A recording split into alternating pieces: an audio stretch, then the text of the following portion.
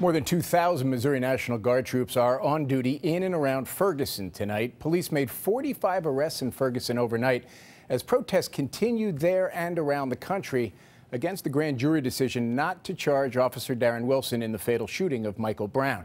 Here's Vladimir Duthiers. Don't shoot! Don't shoot! The size of the crowd in skirmishes were smaller than the night they announced the grand jury decision. But there were still tense moments. A squad car was set on fire, and pepper spray was deployed to stop vandalism. Dion Fisher was one of the protesters. Darren Wilson was able to murder someone in cold blood, if you ask me. Don't shoot! Authorities moved aggressively to head off damage and looting with the support of 2,000 National Guard troops. Monday night, a dozen businesses burned. 61 people were arrested.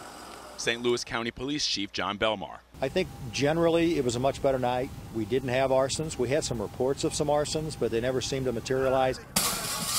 This Meineke car repair shop was broken into overnight. Oh my God. Jim Brolin was at his store this morning to assess the damage. It's been crazy around here, but the sad thing is you almost get numb to it. I mean, there's just so many things going on. Frustration over the case has spread to other cities. In New York, traffic was brought to a standstill when demonstrators tried to march through the Lincoln Tunnel.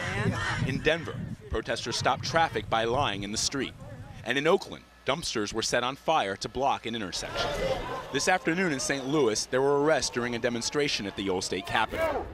Stop the revolution! Rasheen Aldridge was at today's demonstration and is Community Task Force.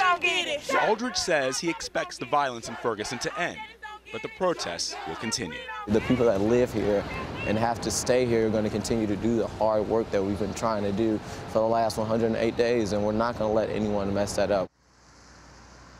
Late today, we spoke to Ferguson's mayor, Jim, and while he acknowledged that the protests were a lot less violent on Tuesday, he went on to say, we're not out of the woods yet. Vladimir, thank you.